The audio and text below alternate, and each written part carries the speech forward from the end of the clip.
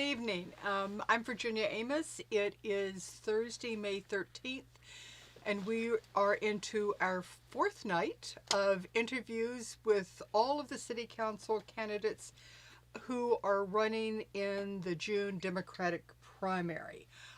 Just quickly, we go for about 30 minutes. We do ask the same questions of all the candidates, although I'm trying to change it up a little because I'm actually getting tired of them. And we try to kind of 3 minutes for each question because we want to move along. And then if we have time at the end, we will try and take questions from our viewing audience. But if we don't get to your question, just know that Kevin can go back on the Facebook feed and actually answer those questions. So we're not ignoring you and we're not trying to put you off. We're just trying to do this as expeditiously as possible. So, Kevin Harris, welcome to ZTV. Thank you for having me. I appreciate it. Good, good. Now, we're going to be talking about a few serious topics later on. So I want to kind of break the ice here and see if we know a little bit about you. I must say, I looked at your website or your Facebook page. I do not know how you have time to do what you're doing. I was tired reading. So my first question to you is, how long have you lived in Alexandria? Well, I've lived in Alexandria since attending John Adams Elementary, so it's been a very long time. Okay, all right. Yes. What 3 words best describe you? Determined, caring, and passionate. Okay, all right. What is something that most people don't know about you? That's a good question. You start sorting through what don't you want to tell people. Maybe something that you just don't tell people you're interested in, or like, for instance, I like the bad boys of rock and roll. Yes. Aerosmith, Motley Crue. Well, I mean, I guess, I don't know. This is the first thing that come to mind. I guess this is more so people who probably interacted with me. And so I got a scholarship to a prep school, Mercenary Academy. I'm a former basketball player. I played like collegiately. I played professionally. So most people automatically assume that the scholarship to my high school, because we were really good at basketball, was from basketball. But I actually got an academic scholarship. So I don't know. That's about the first thing that comes to my mind. So I didn't want to. I like that. I like that. And then, what is your guilty food pleasure? Oh wow! Right now, you know what's funny? I've been eating a lot more ice cream. I don't know what. That's a very popular one. I have to tell you. I don't know what it is. I don't know. I mean, I'm not that old. I'm just in my 40s. I just turned 40. But it's like, as an athlete, I never was into sweets. Right. I could care less about eating sweets, but now I find myself eating ice cream and I'm like, and now I'm too old to pick up this habit. That should have been something when I was younger and my metabolism was rolling. But now, it's one of those things. So that's okay. That's all right. So, given the range of activities that you were involved in, everything from your church to your nonprofit, what was it? Was it one particular issue? Was it a situation that made you want to run for city council? Probably it's the community organizing aspect. Okay. Because in organizing, you are in the community, you're out and about, and you're connecting with people constantly. And so you're always running into, you're having conversations, and you begin to realize what the issues in the community are, right? And so you see these things. And me, I'm somebody, I've already been working on solving those issues. When it comes to affordable housing, I'm on the Alexandria Redevelopment Housing Authority Board, where we provide affordable housing at the lowest AMI level. So we're constantly working on issues about bringing new developments and things like that. I was on the Resolution 830 board.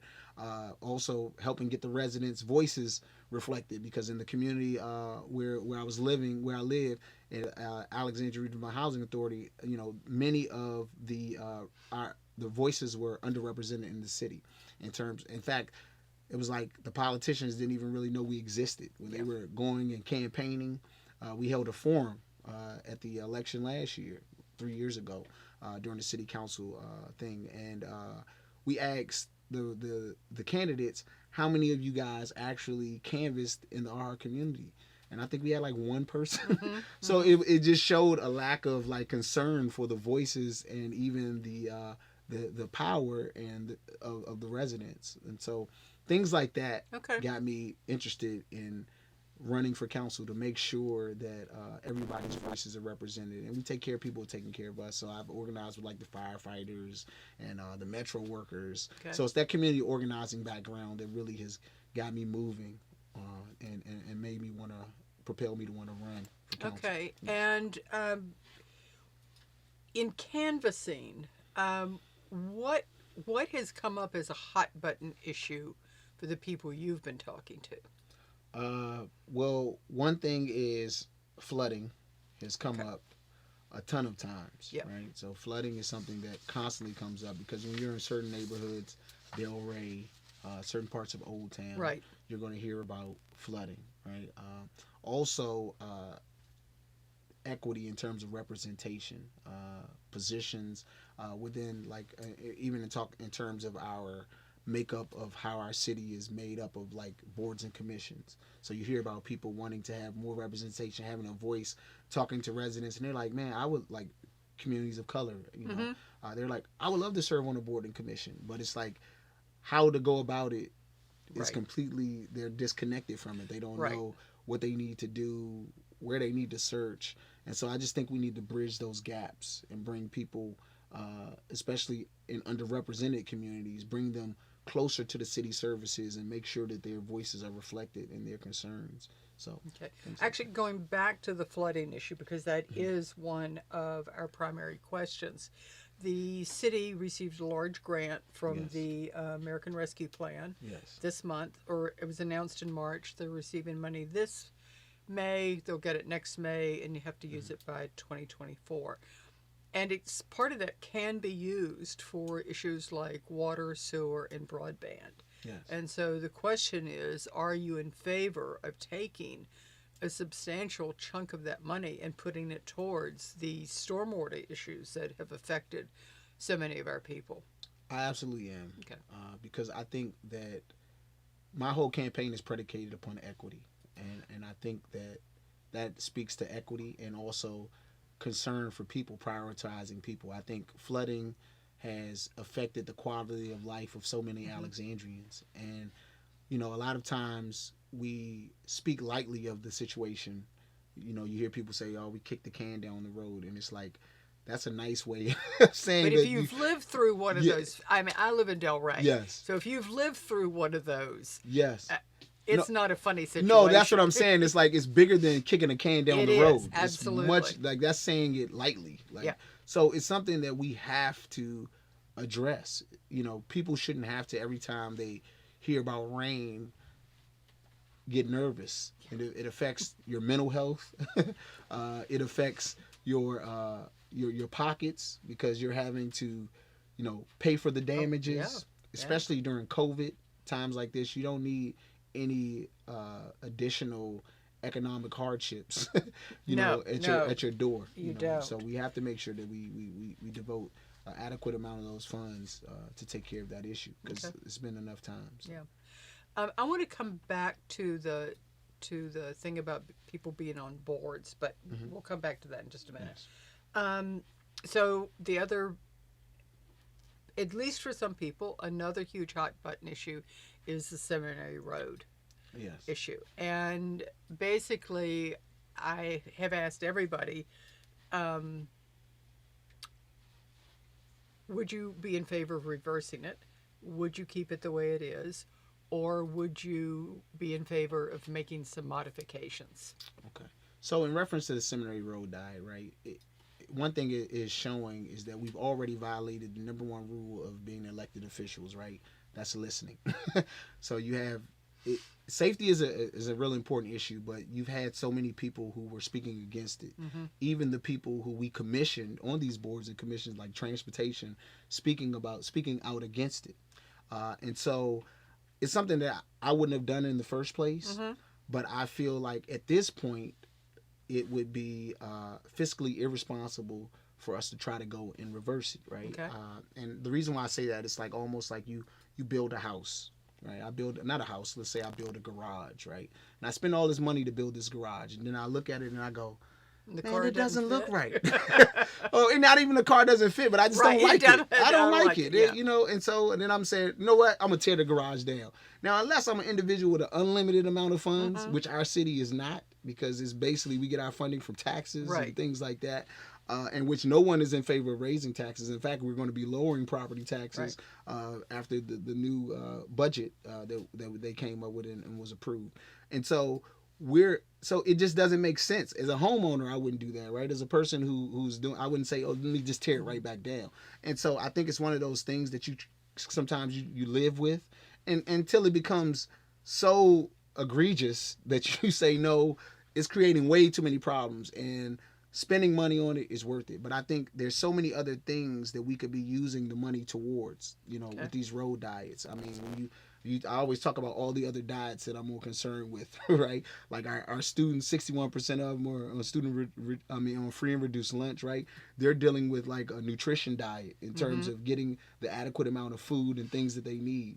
We have our firefighters who, and all of our police officers, teachers who are underpaid in connection to local jurisdictions, right? So they're dealing with a wage diet. You know what I mean? So it's like those type, even our affordable housing diet, that we don't have people who actually work here, who live here. There's so many people who come and they would love to live in Alexandria. Everyone I'm talking with are always talking about, oh, I love Alexandria. This is a great place. Even if you just, as a regular citizen, just go about and poll as you're talking to people when you go to restaurants and people who work in the city staff, and you say, oh, do you live here? I guarantee you the vast majority of them are going to tell you no. Yeah. And so that's a problem. And so there's so many other ways that we can allocate funding beyond just focusing on roads. And again, I just think that speaks to, in terms of having proper representation across the city with the individuals who we're engaging with most, because the vast majority of residents in this community are facing so many other issues beyond the road diet. So well, that's fair. So yes. let's go back to this thing about representation. And so my question is, how do you see your role on city council, and how do you think, at least, you would work to engage people and to get feedback? Because Alexandria is not a ward system. Absolutely. So you're representing both people in Old Town and in West End and in low-income housing. Yes. So it's a variety of voices. Absolutely. Well, the first thing is it's about listening, right? And the way we communicate. But then also understanding that we have some sections of the community and of our population who are way more engaged than others, right? And so communicating with those individuals won't be as hard, right? Because they're going to be the ones who are actually showing up and they're going to be right in your face. And the moment you make, it's like the road diet, right? Yeah. So they're going to be, you don't have to worry right about, there. You don't have to worry about those people, right? You don't have to worry about, it's just a matter of making time and answering their call, because they're going to call you. But when you have all these people and you have these loud voices in the room, you have to look at it and say, I know there are other people who this situation is affecting. And your job as a council member, I feel like, is to make sure that you connect and find those other communities. Because Alexandria isn't like, like some major, like we're in like Los Angeles or some huge place that you don't know, okay, what this area is affecting. And so, unfortunately, like minorities, low income, working class people, a lot of times they tend to be the least organized, right? And that's one of the reasons why I've been, even before being on council, have worked to organize those group of people, to help them get on boards and commissions, to help them get more engaged, right? And so even now, like as a minority small business owner, I'm starting to launch a minority small business, Alexandria Minority Owned Small Business Association, because in that community, again, there's a lack of representation because minorities tend not to be a part of the traditional associations like the Chamber of Commerce, the Delray Business Association, because in Alexandria, most of the business associations are divided up by area, right? But in me engaging and in me talking, people these minority groups don't feel comfortable a part of those other associations. So I think they have to have a collective representation of their voice. And so, excuse me, I don't mean to interrupt yes, you, no. but what immediately came to my mind Yes. was the blue and white. Yes. I love the blue and Yes. white.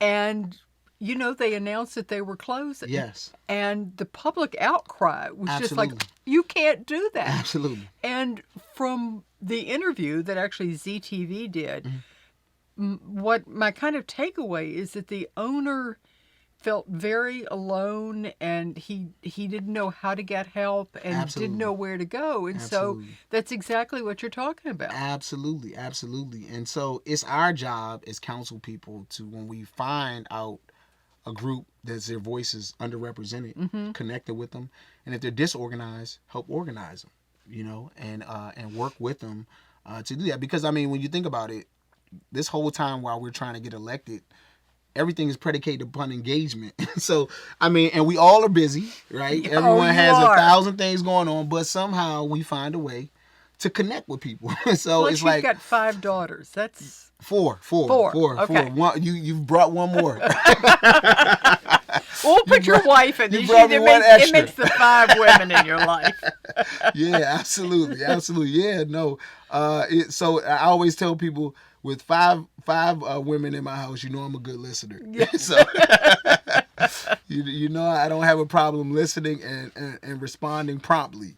That's right. Absolutely. Yeah. Absolutely. And they'll tell you if you're no, not absolutely. There's only one way to do it. Good for you. Good for you. Well, that's that's an approach that you would hope that everybody would take on. Absolutely. And I think there's so many things. I was talking to somebody in my office the other day she lives in Fairfax County, and she's very, very involved with the planning commission down there.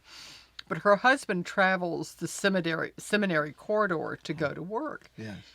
And I was talking about Alexandria Hospital moving to Landmark, and she didn't know anything about it. Yes. And so it's that question of, how do people get their information and get it in a timely manner? Yes. And to be able to respond Yes. to Yes. like the Seminary Road thing. Absolutely. Did they have enough time to respond? Yes. I don't know. Yes, and I think it's just a matter of rethinking engagement, right? Oftentimes, like, we just left this forum with tenants and workers, and oh my God, there's another group. I'm drawing a blank.